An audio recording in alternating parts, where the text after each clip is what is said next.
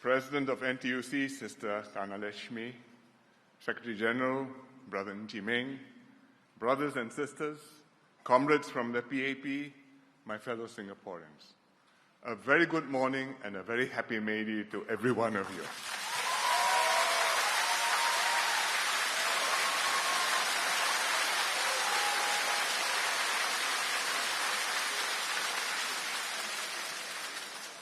I have spoken at almost every May Day rally since I became PM in 2004. This will be my last major speech as PM before I hand over to DPM Lawrence Wong on the 15th of May.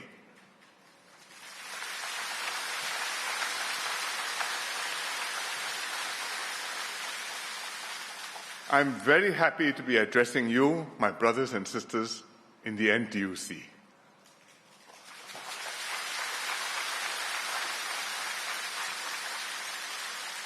I would like to thank you, specifically your Sec Gen, for his very warm words, for your very warm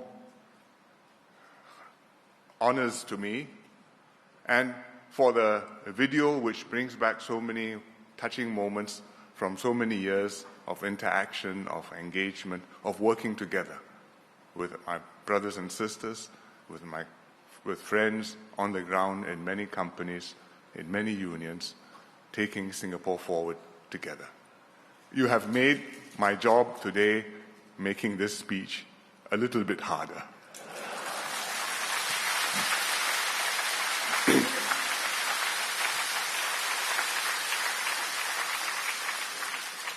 From the beginning, so much of what we have achieved has depended on the unions and workers. The tripartite partnership between the labour movement, employers, and the government, underpinned by the symbiotic relationship between the NTUC and the PAP, has been absolutely crucial to Singapore's success. It's enabled us to grow our economy, weather economic storms, and improve the lives of workers, including in these last 20 years. So today, I want to say a big personal thank you to the labour movement and to each and every one of you. Thank you very much.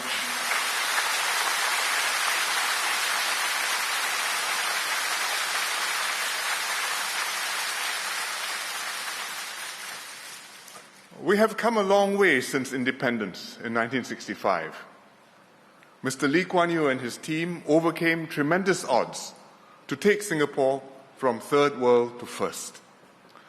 With neither hinterland nor natural resources, they forged an improbable nation and laid a strong foundation for future generations. They established multiracialism as the Singapore Creed. They developed the economy, built up the SAF, and made home ownership, education, and healthcare available to all. They created a government with a reputation for integrity and competence and secured our place in the world. Mr. Goh Chok Tong took over as our second Prime Minister.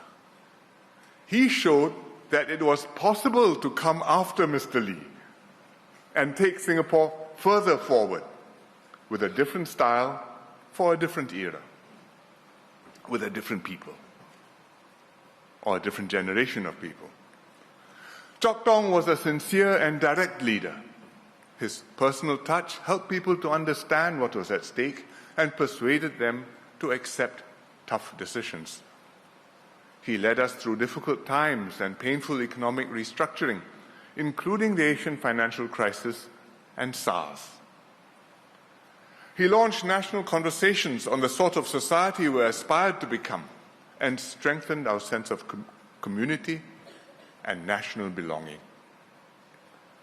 Under Chok Tong's leadership, Singapore grew and matured. We became more vibrant and open, and also more resilient and cohesive. As Prime Minister, I have sought to build on these strengths. Working closely with Singaporeans, we have improved everyone's lives. First, we grew the economy.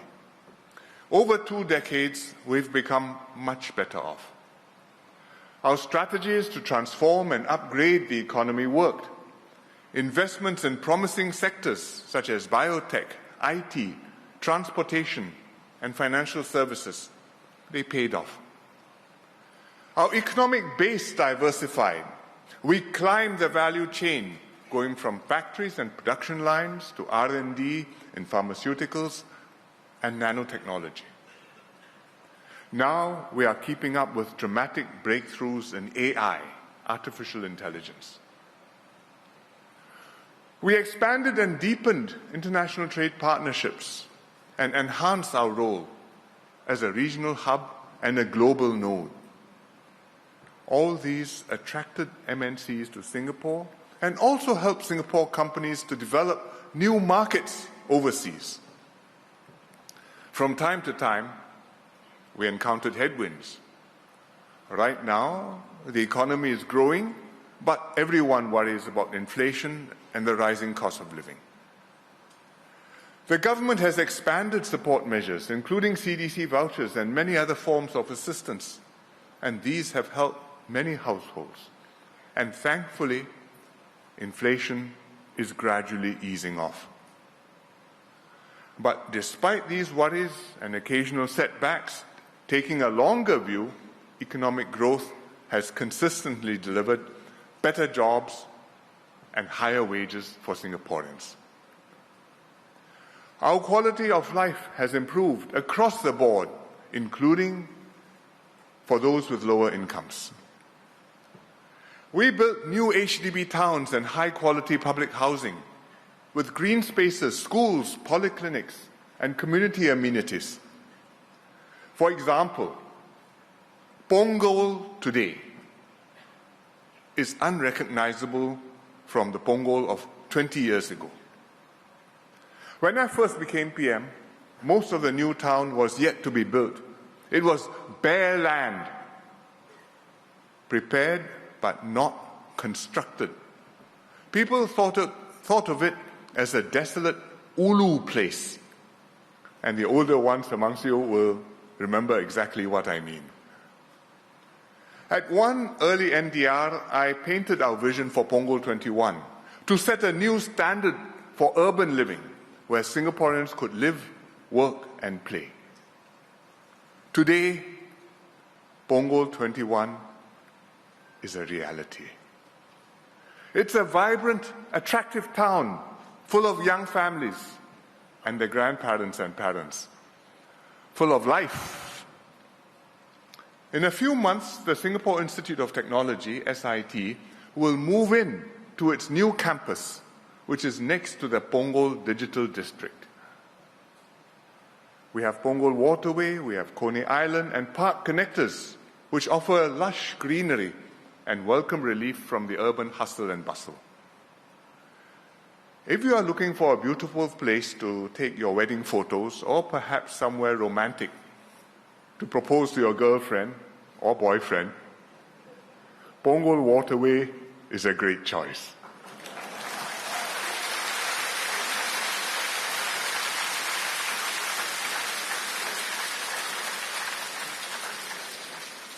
The older towns haven't been left behind. We've had MUP, LUP, HIP, SIRS, and so many other initials, alphabet soup, but each one a different upgrading program.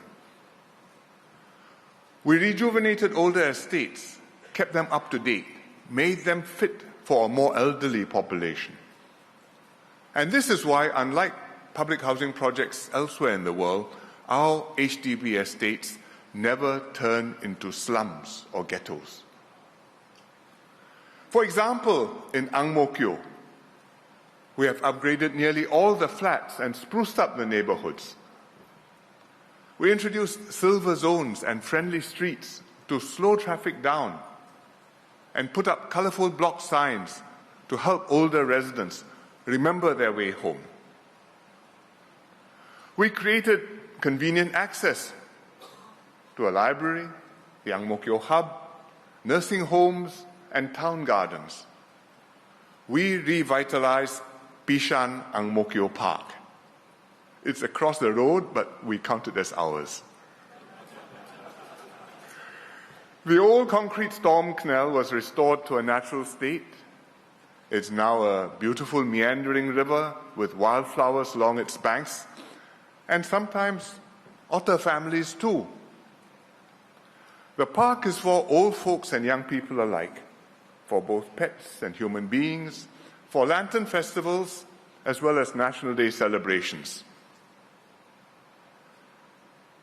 Occasionally, our housing program got disrupted, and we experienced shortages and long wait times, especially with the COVID pandemic, which delayed construction. But HDB has worked hard to catch up, and I'm glad that things are now getting back on track. Public transport has improved too. The MRT map used to be very simple. It's just 2 lines, 2 colors: red, north-south, green, east-west lines. Later, we added purple, the northeast line. Today, the map is much more colorful, with yellow, the circle line, blue, the downtown line, brown, Thompson East Coast lines. Our public transport system is convenient, reliable, and affordable. We did once have an issue with rail reliability. The trains were breaking down too often. But SMRT and LTA engineers worked together hard on it, day and night, including our brothers and sisters from NTWU, National Transport Workers Union. Where are you? Take a bow. Put your hands up. There they are. Thank you.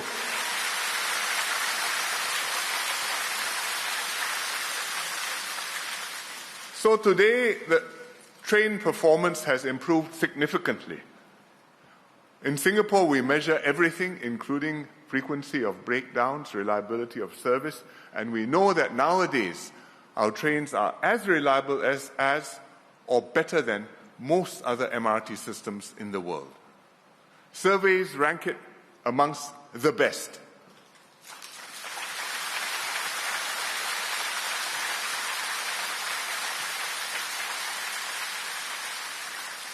Of course, Singaporeans have high expectations, so if you ask them, they will tell you, you can still do better. And we will keep on making it better. We are growing the MRT network, and there are 2 new lines to come. Akan datang, but starting work already. The Cross Island line, which is going to be light green and will pass through Ang Mo Kio, amongst other places. And the Jurong regional line, light blue. By 2030, 8 in 10 households will be within a 10-minute walk of a train station.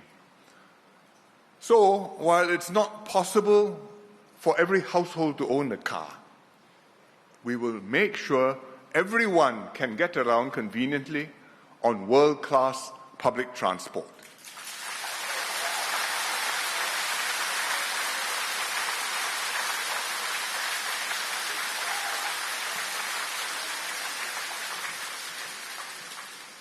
We also invested heavily in a first-class healthcare system, accessible and affordable to all.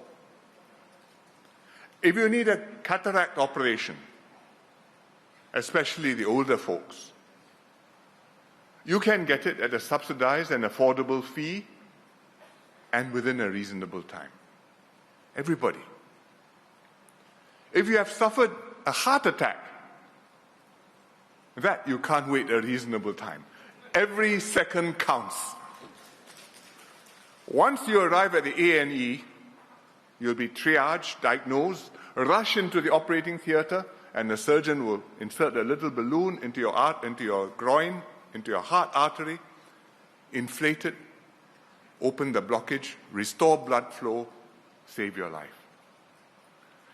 In Singapore, all this takes, on average, about 50 minutes. This is what they call the door to balloon time. Door, you enter the A&E, balloon, the little balloon inflates, your heart muscle is saved, your life is saved. 50 minutes on average in Singapore. The international standard for this, door to balloon time, is 90 minutes. It means that in Singapore, if you have a heart attack, which unfortunately many people do, you have a much better chance of being treated in time and staying alive.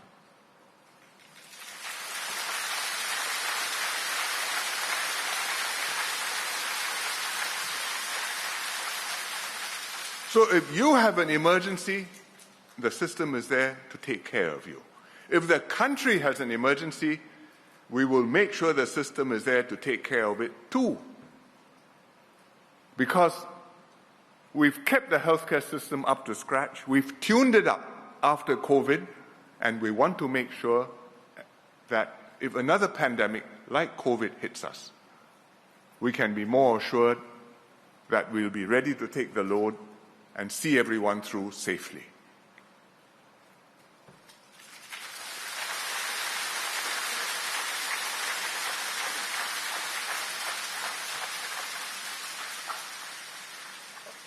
Besides improving everyone's lives, we are creating brighter prospects and wider opportunities for the next generation, for our young. We transformed our education system. We took a broader and more holistic approach and promoted lifelong learning. We made sure that every child can benefit fully from our school system, whatever their family circumstances. No one drops out today because he or she cannot afford the fees or needs to work to support the family. We poured a lot more resources into preschools and infant care. We upgraded the preschool profession, created many more places, and increased government subsidies to make the fees very affordable to every family. In fact, for a low-income family, if you go to an anchor-operated kindergarten, it can cost you $5 a month, thereabouts. We are determined to give all our kids, regardless of their social backgrounds, the best start in life, beginning as early as we can.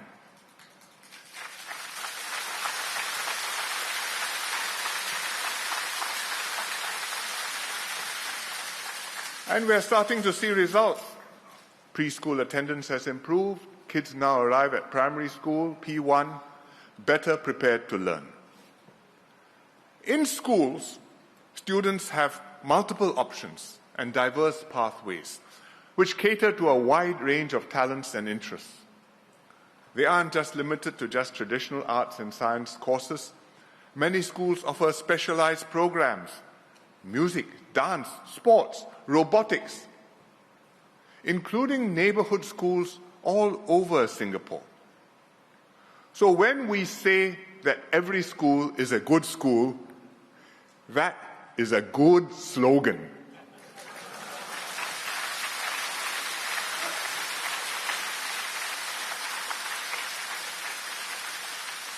Not every slogan is a good slogan, but in Singapore, every school is a good school.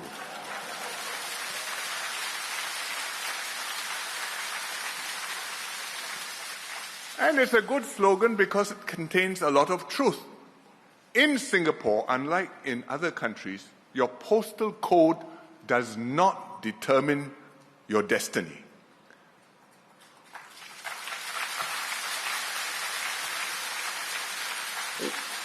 What do I mean? Where you live, which corner of Singapore it may be, government or opposition, HDB or private property, it doesn't matter. The schools there are good. The schools all over the island are good. If you have talent, you can rise. Whatever your talents, you have opportunities. And we make sure that there are full opportunities for everyone.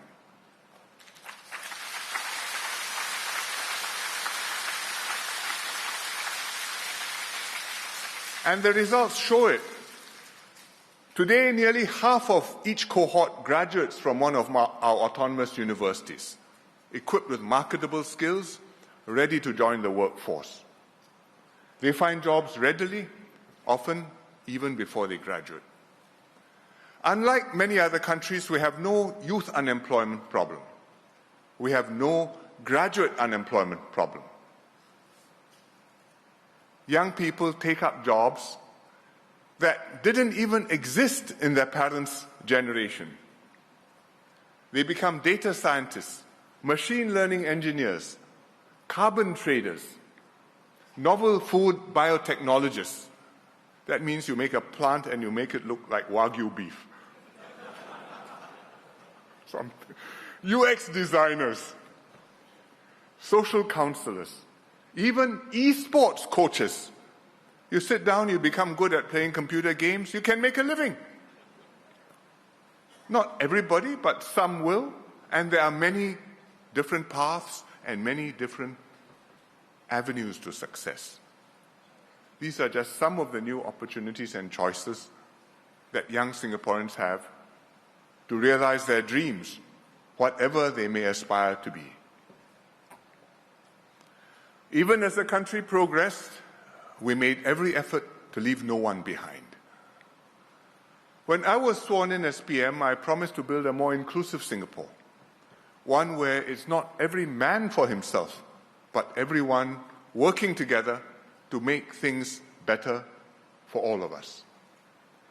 We innovated boldly in social policies, just as we did in education and healthcare. One of my earliest moves was to create ComCare, to bring together our many social programs, enhance them further, and channel more resources to help the needy amongst us. We then launched Workfare to supplement the incomes of lower wage workers, and later the progressive wage model to level up wages and skills in a sustainable way. Kids Start now gives an extra boost to kids from disadvantaged homes. Comlink Plus works with vulnerable families in rental flats to uplift them and get them back on their feet. We strengthen other components of our social safety nets too. MediShield Life to protect all Singaporeans against large hospital bills for life, regardless of your health condition. CareShield Life to provide basic financial support if you become disabled and need long-term care. CPF Life to improve retirement adequacy and make sure that workers and your families will be provided for in old age. Silver Support to help seniors who had lower incomes during their working lives, or perhaps they were homemakers. The Majula Package for 1.6 million young seniors who carry heavy family burdens. And we've taken care of the Pioneer and Merdeka generations too, to whom we owe so much. Equally important, we empowered and mobilized activists and volunteers who care very much about building an inclusive society, not just to feedback and demand services, but also to step forward and do their part.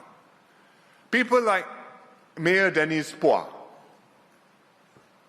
The PAP fielded Denise as a candidate in 2006 at the GE. When she came before the Secretary General's Committee and we interviewed her, she told us the government needed to do more to help kids with special needs.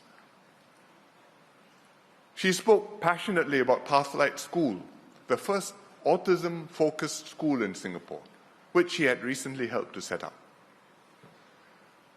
We told her, if you take the lead, the government will support you. She took up the challenge. She built up Pathlight into a well-known, well-run, popular choice for kids on the autism spectrum.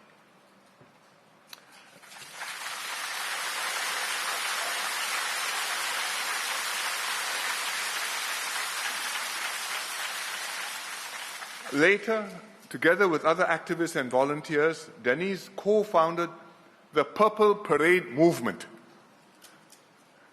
If you see me wearing purple on Instagram, you know why.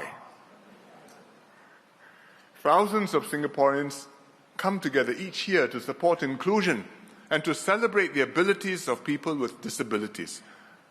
They have a very good orchestra. If you listen to them, they are equal to many other orchestras in Singapore. Such ground-up initiatives have raised the quality and standing of the special education sector and shifted public mindsets. Singaporeans have become more ready to step up to help those in need. There's less stigma attached to people with disabilities. Parents are more willing to accept that their kid has special needs and to seek and receive intervention early on. People with special needs have many more enabling opportunities. And this is a big part of leaving no Singaporean behind.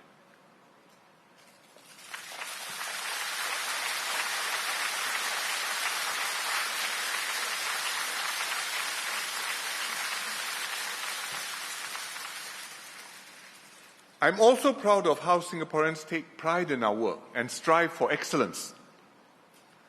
Not everyone can be at the top of the totem pole, but whatever our role is in society, we take our responsibilities seriously, show mastery in our work, and try to do our jobs well. And whatever the role of the person is you're talking to, you talk to him as equals, you respect him, you engage him, and 平起平坐, we are Singaporeans together.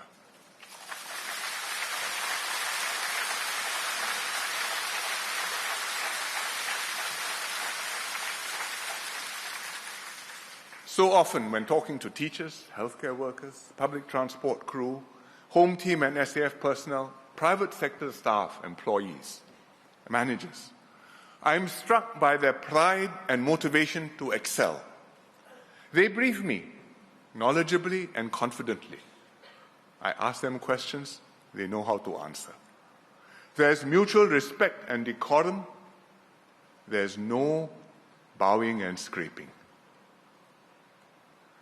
All this the trade unions helped us to establish. When teachers spend hours of their own time giving remedial lessons to students who need extra help, turning discipline cases into EduSave Eagles Award winners, you can't help but feel their commitment and passion. When policemen and SCDF personnel not only put their lives on the line at work, but also come forward as first responders, even when off duty, and sometimes if they're on a date, their girlfriend comes forward to help too. That's not just training and discipline, but reflects deep professionalism, self-motivation, and sense of duty.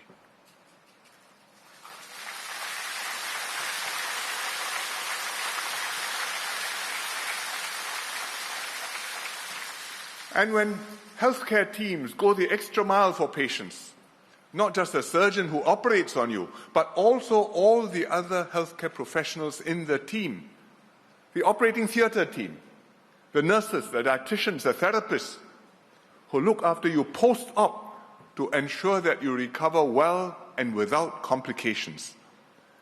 These are people who have not just a job, but a vocation and a passion to serve. Ours is a society that takes pride in whatever we do and makes a point of doing it well. A society that's egalitarian and meritocratic in its ethos, where those who have done well feel a sense of duty to give back to the society that nurtured them. This fundamental mindset permeates our whole society. Because we got these fundamentals right, we were prepared and resilient when crisis hit. In the global financial crisis in 2008, we expected the worst. Nobody could tell what would happen to the global economy. We feared a prolonged, deep recession and mass unemployment. But with our strong reserves, we rolled out the Jobs Credit Scheme and Special Risk Sharing Initiative to help businesses and workers weather the storm. Unions worked with employers to cut costs, save jobs. These measures worked much better than we hoped, and our economy recovered faster than expected. As Lim Swee Say used to say, we upturned the downturn.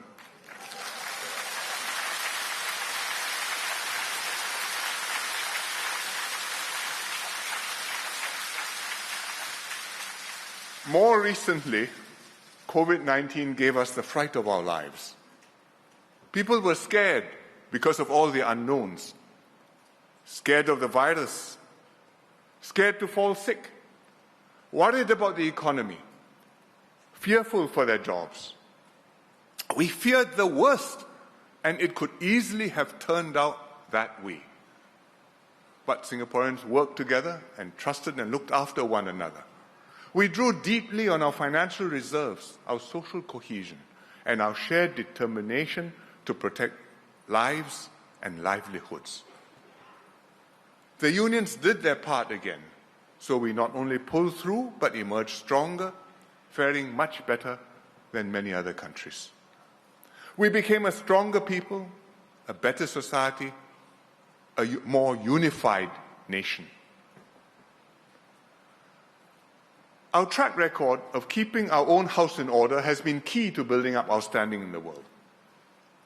Wherever I go, whether to a big or small country, whether to an advanced country in the West or a developing state in Africa or Latin America, people have high regard for Singapore.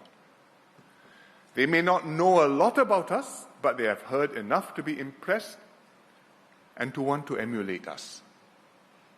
It is always humbling when I meet other leaders at international conferences who ask me, "Where are you from?" And after I introduce myself, they say, "I wish my country could be like Singapore."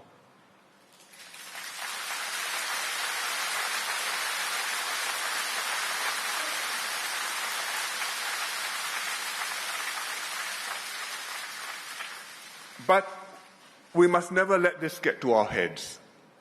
On the contrary, we must zealously uphold our reputation and work hard to build it up through active, creative, and principled diplomacy.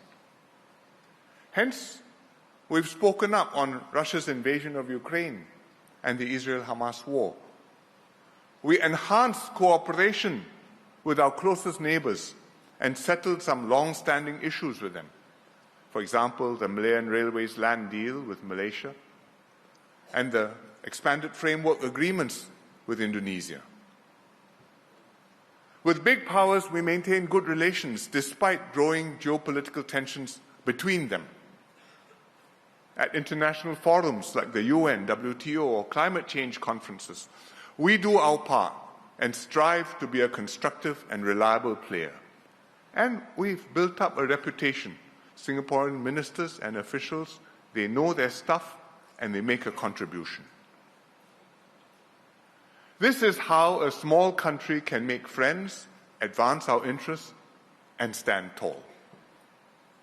Singaporeans have every reason to be proud of our international standing, proud of what we've achieved together, and proud to call ourselves Singaporeans. Long may this little red dot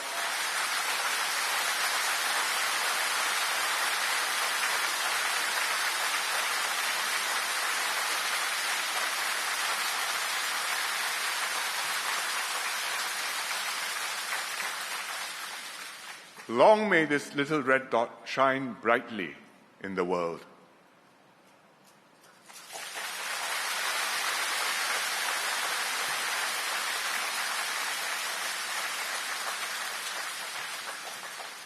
The next chapter of the Singapore story is off to a strong start. I see a very challenging period ahead. There are many uncertainties in the world. Rising tensions and rivalry between big powers. Deglobalization and protectionism, technological advances and climate change, questions of war and peace. In many countries, people are anxious and worried, and Singaporeans are concerned too. In fact, I would be worried if Singaporeans took the future lightly and blithely assumed that we could simply cruise along and all would be well. If you weren't worried, I would be worried. Because as a small and open country, we will inevitably be caught up by powerful external forces and geopolitical currents. Our diverse society makes us especially vulnerable to what happens around us, outside Singapore. But thankfully, compared to most other countries, we are not at all badly off. Still, we have to continue to focus on nation building and to make the most of our strengths. The world has changed, and we must come up with updated, creative responses. But some hard truths have not changed. And these imperatives will stay relevant in the years ahead. So let me highlight 3 of them to you. First imperative, social cohesion. What do I mean? Race, language, and religion. And these are the traditional fault lines in our society. We've made huge efforts to build a shared Singaporean identity, to live and work together harmoniously as a multiracial and multi-religious society based on meritocracy and equal opportunity. And we've made great progress in this. But we will always be subject to external forces that pull different segments of our population in different directions. We can't disavow our diverse ethnic roots and religious affinities. We want to keep them. Chinese Singaporeans have links with China, some way or other. Indian Singaporeans with their various ancestral homes in India. Malay Singaporeans with the rest of our region, and with the global Muslim Ummah, the community of Muslims worldwide. These are real, emotional, historical, cultural, deep ties. They can be vulnerabilities, yet we do not want to lose these rich cultural and historical heritages. We've inherited them from our forefathers, and they contribute much to our Singaporean identity, our sense of who we are in the world. Because we didn't just descend from Mars. We have history, long histories, proud histories, ancestors, heritages, traditions, many of which we want to keep for ourselves and pass on to our children and grandchildren. Therefore, for us, racial and religious harmony will always be a continuing work in progress. Never think that we have solved the problem and that we've left it behind. It will always be with us, and we also have to be conscious of other potential divisions in our society. Between the haves and the have-nots, the Singaporean-born and naturalized citizens, conservatives and liberals, current and future generations. All these differences can be exploited politically to pit Singaporeans one against another and divide and weaken us. Hence, we've got to continue to work hard to overcome social stresses and tensions, to enlarge our common space and strengthen our shared Singaporean identity. It's not a static identity. It grows, it evolves over time. We are not a specimen in the museum like that, 10 years ago like that, 20 years ago like that, 50 years from now. It will grow, it will evolve. The world changes, we adapt, we move forward. We have to guide that evolution as best we can, sensitively and thoughtfully. And that's why we moved on the Tudong issue and repealed Section 377A of the Penal Code.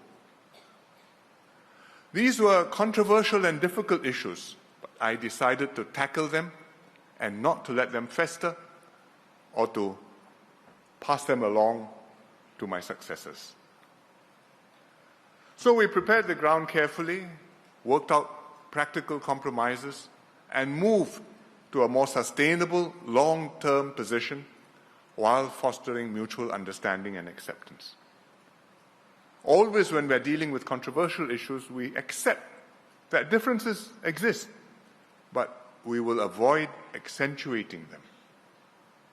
Accept them, don't accentuate them.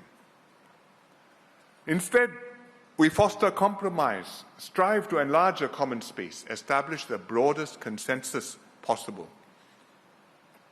We'll always have fault lines to watch and mind. Never forget. Whatever our differences, we are all Singaporeans, first and foremost. And only thus can we survive and thrive in a contested and fractured world.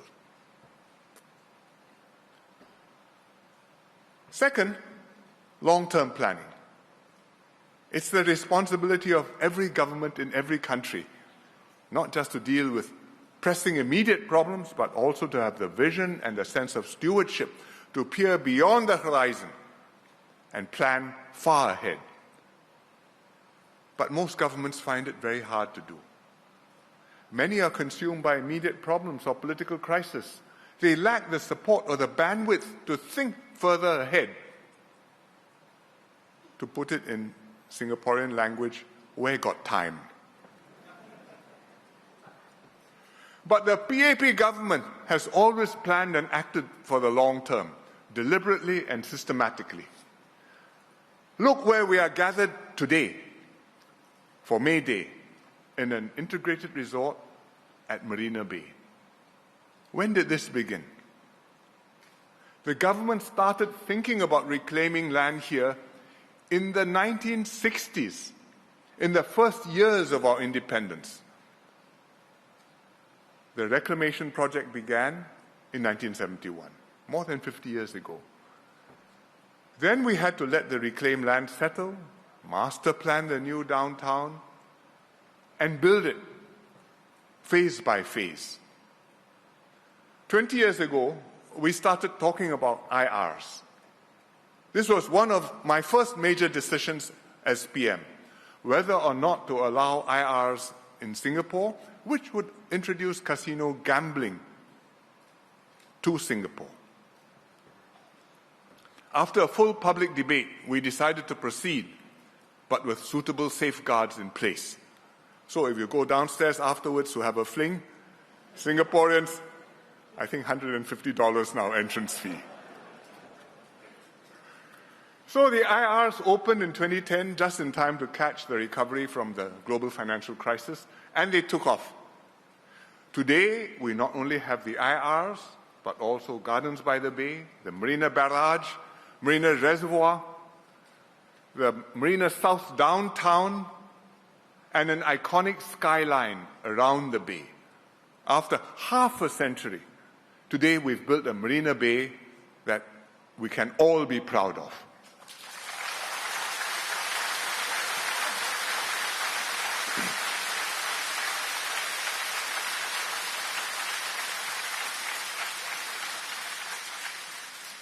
But Marina Bay is not done. Singapore is not done. We'll continue to grow and to develop Marina Bay and Singapore for decades to come. What do we want to see in Singapore 50 years from now? Here are some plans already in the pipeline.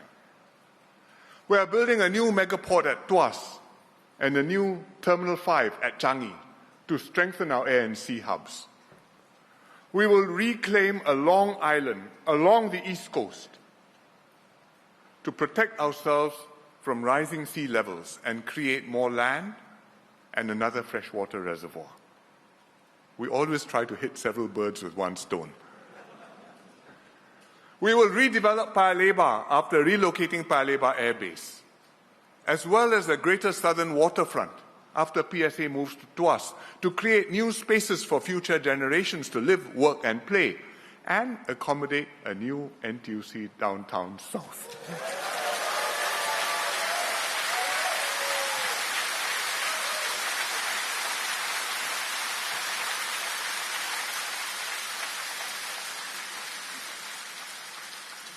We will decarbonize our economy to reach net zero carbon emissions and do our part to mitigate climate change. It's going to be a very difficult journey, this last one, but we have to do it. And I have no doubt that the next team and their successors will conceive more creative and ambitious projects which will challenge us, inspire us, and take our country to the next level.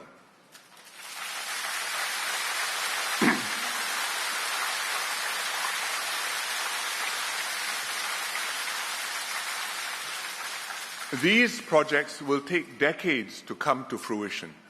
They are acts of faith in Singapore's future. Mr. Lee Kuan Yew memorably said, shortly after independence, over 100 years ago, this was a mud-flat swamp. Today, this is a modern city. 10 years from now, this will be a metropolis. Never fear.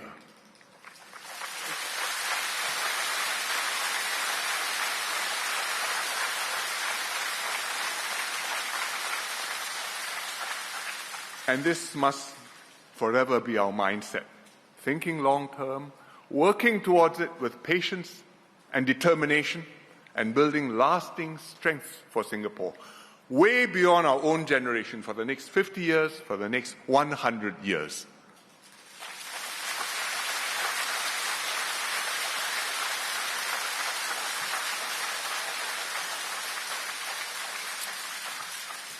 This brings me to the third fundamental principle, imperative, political stability and trust. We cannot sustain long-term planning and effort if our politics is fractured. The whole Singapore system is anchored on a strong base of trust between the people and their government. The people elected a PAP government. The PAP government works hard to maintain the people's trust and support. It shows through words and through deeds that it has the nation's best interests at heart and is improving your lives. And therefore, at each election, 15 times in a row, the PAP has won a renewed mandate, fair and square, and continued to deliver results for Singaporeans.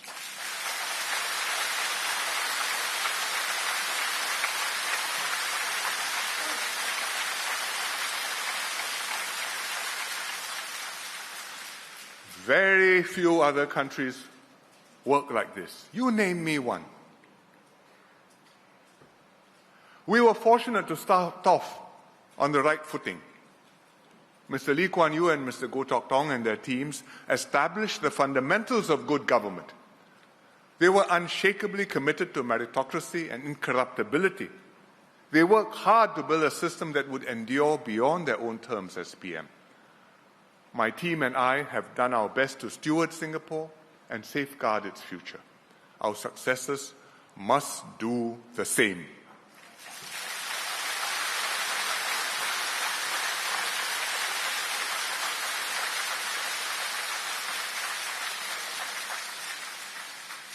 Getting our politics right is absolutely crucial.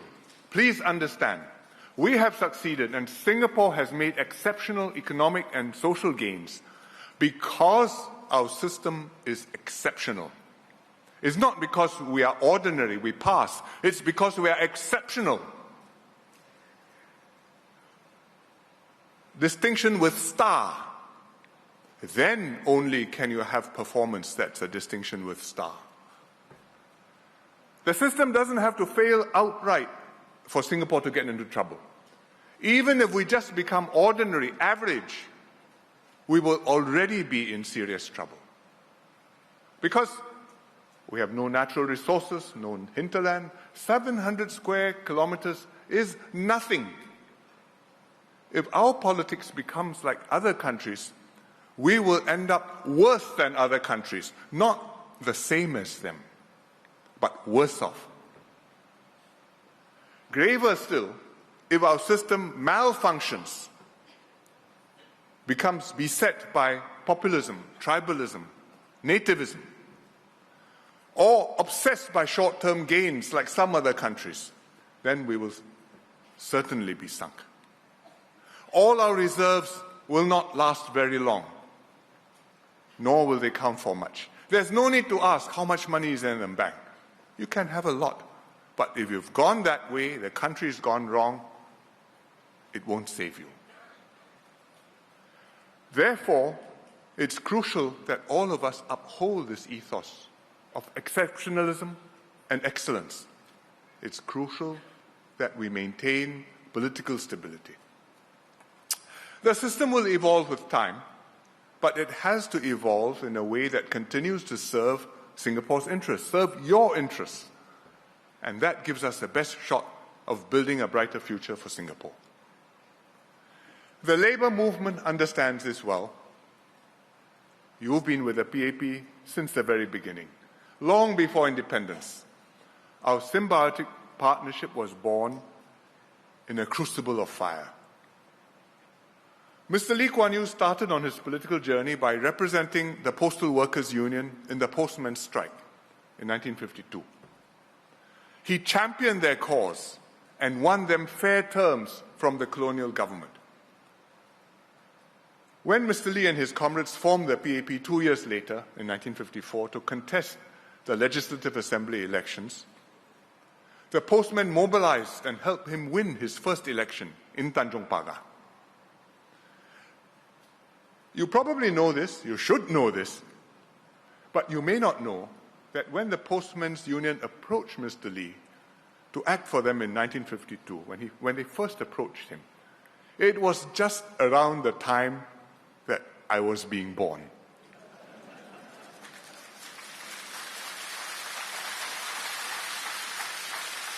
And so, when my father visited my mother and me in KKH, Kandang Kerbau Hospital, instead of admiring his new baby, he was telling my mother all about the Postmen's Union and his plans.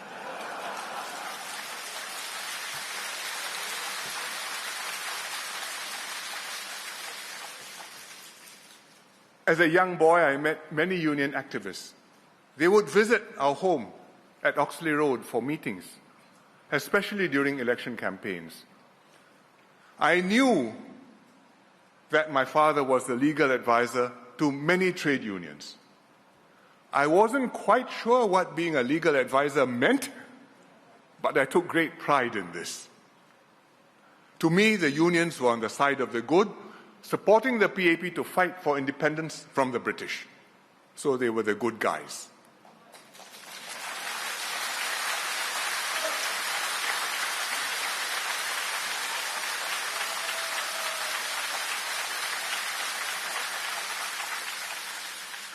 And indeed, without union support, the PAP could not have won the 1959 general election to take power for the first time. After separation, with the support of the non-communist unions, the PAP led Singapore safely through the difficult first years of nationhood and took Singapore from third world to first. Tripartism played a vital role in this journey. The crucial turning point was NTUC's Modernization Seminar, 1969, which was when we replaced the old adversarial approach, unions versus employers, with a cooperative tripartite strategy based on trust and confidence. We formed the National Wages Council, established a constructive process for tripartite annual wage negotiations, and assured workers of their fair share of economic growth. We built up the habit of cooperation and mutual trust between the tripartite partners. In 1985, Singapore ran into a sudden, severe recession. We had to slash business costs to restore competitiveness, including by cutting employer CPF contributions. It was effectively a wage cut for everyone, and it was a most difficult and painful decision. I remember this vividly because I chaired the Economic Committee which made this recommendation. I was grateful to have the full support of Mr. Ong Teng Cheong, who was then the NTUC Sec Gen, and the union leaders. Together, we persuaded the workers that the CPF cut was unavoidable and that it would help secure their jobs. Fortunately for the doctors, the bitter medicine worked and events proved us right. The economy revived within the year. No other country could have implemented such a draconian policy, gotten unions and workers to accept it, and made it work. But Singapore workers knew we had their backs. And we still do. We will always have your backs.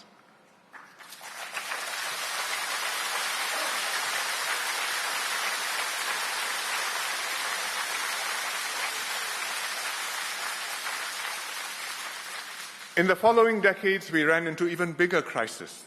The Asian financial crisis was followed by the global financial crisis and most recently we endured the crisis of a generation, the COVID pandemic.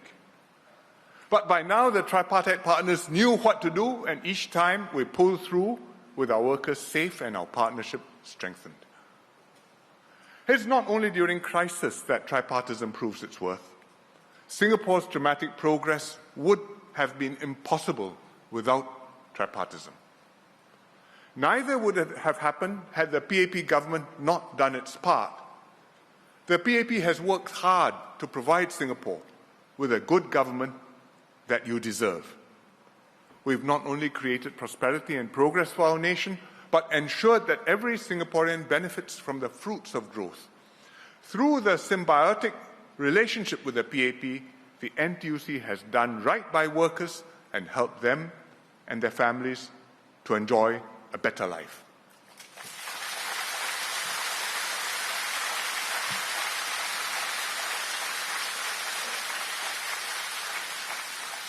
As Mr. Lee Kuan Yew said, at the NTUC's 50th anniversary in 2011, I quote him, "Growth is meaningless unless it is shared by the workers, shared not only directly in wage increases, but indirectly in better homes, better schools, better hospitals, better playing fields, and generally a healthier environment for families to bring up their children."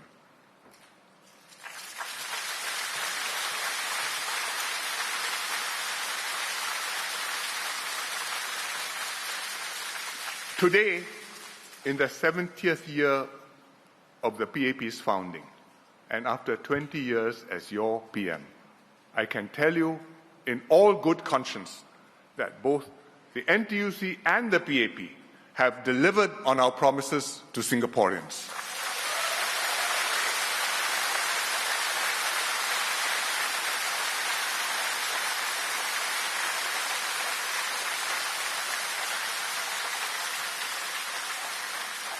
Therefore, once again, thank you very much, NTUC.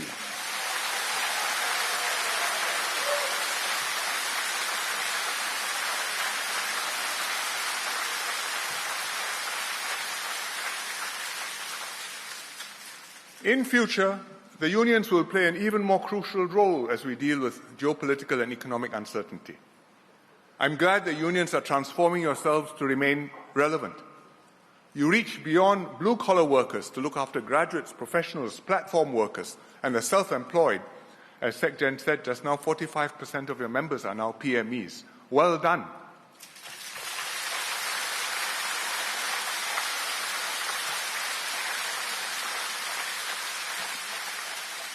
You form CTCs, company training committees, in hundreds of firms to plan and execute training and upgrading programs together with the employers.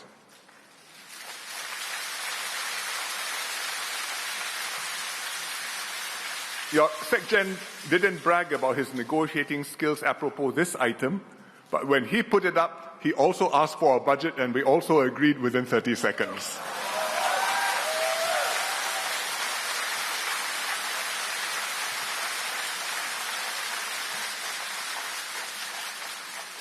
You found ways to be with it and be hip in order to reach out to younger workers, even while they are still in post-secondary institutions, through NIBO, another Lim Swee Say coinage. Nobody enjoys being ordinary.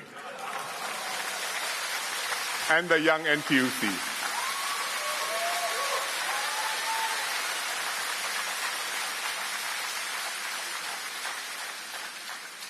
You push for stronger support for families and caregiving and greater gender equality, and showed by example.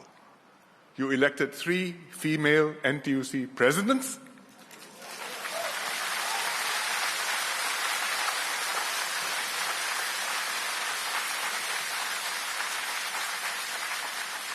And you nurtured the first female president of the Republic of Singapore.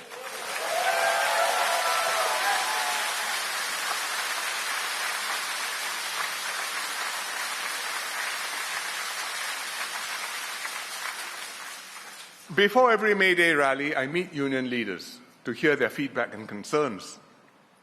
This year, they talked about getting workers to understand how fierce the competition is from other countries and what we must do to stay in the game. How older workers worry about keeping up with technological progress, while younger ones want work-life balance. They also discussed the future of the tripartite partnership and how it must carry on with the next generation of leaders.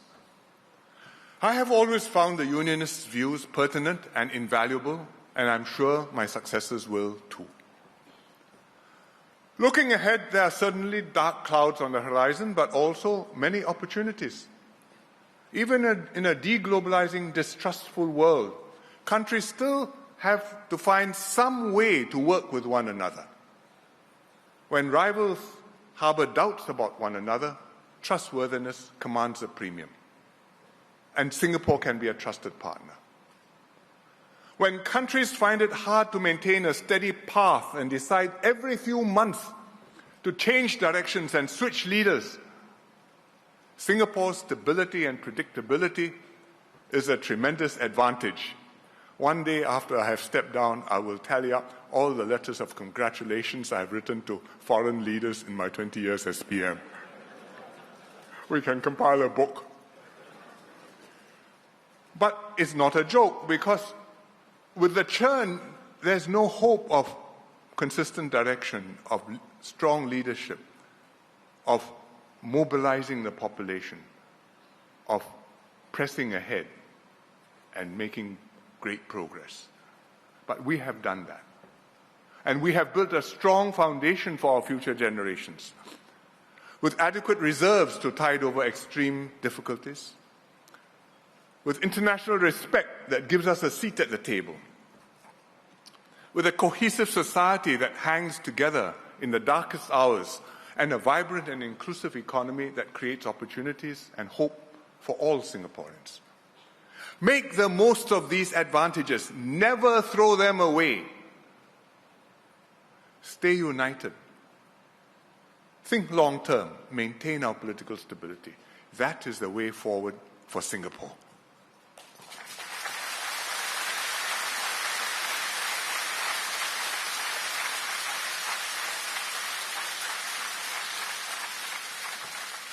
My fellow Singaporeans, this is my 40th year in politics. It's been my great honor to have served you, including as your Prime Minister.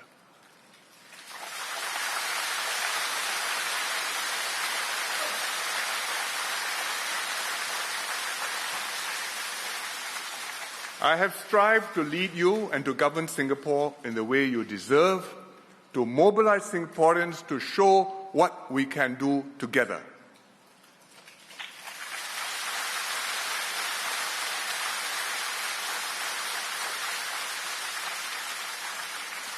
I have also prepared a leadership team to succeed me that deserves your confidence and support.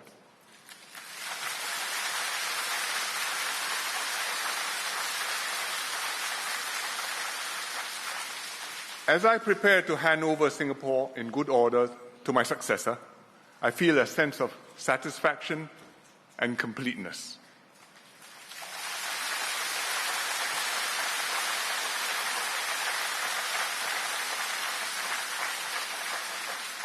I have done my duty, and I'm very happy that I chose this path of public service all those many years ago.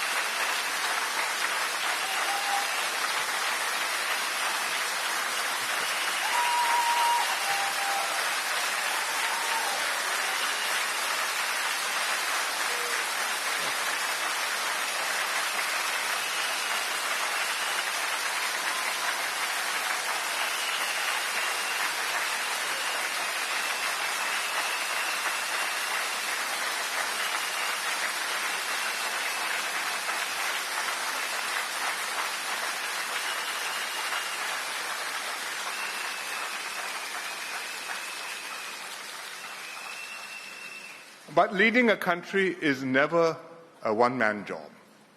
It's always the effort of a national team. Your unwavering support enabled us to get here with the country in good shape and heading in the right direction. I'm deeply grateful to the ministers, MPs, and grassroots and union leaders who stood with me throughout, more than one generation of them, some of whom have already passed on. To our outstanding public service, committed to improving Singaporeans' lives. To the labour movement, working tirelessly to improve the everyday lives of workers and their families. Most of all, I'm humbled by and grateful for Singaporeans' trust, confidence, and support. And to all of you, I say a very big thank you.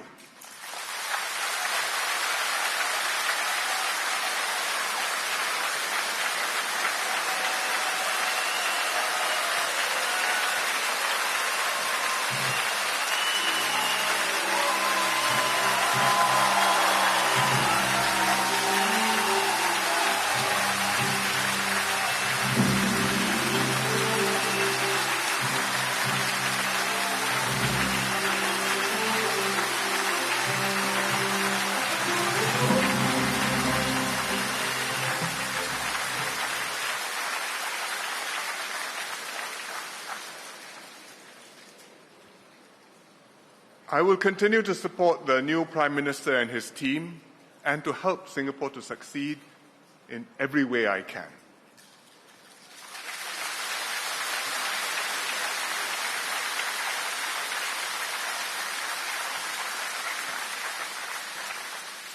Lawrence Wong will be taking over from me in 2 weeks' time, 15th of May.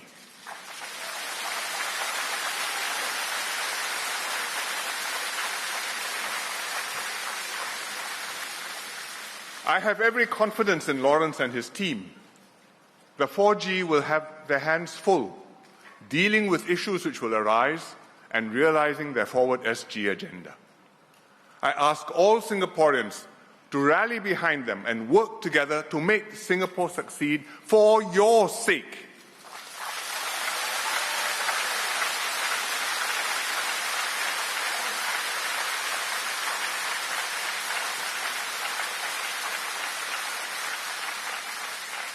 That is our path forward for each generation to steward Singapore to the best of its ability so that the next generation can take on a better Singapore and in turn lead our nation onwards and upwards. Thank you very much. Majulah Singapura.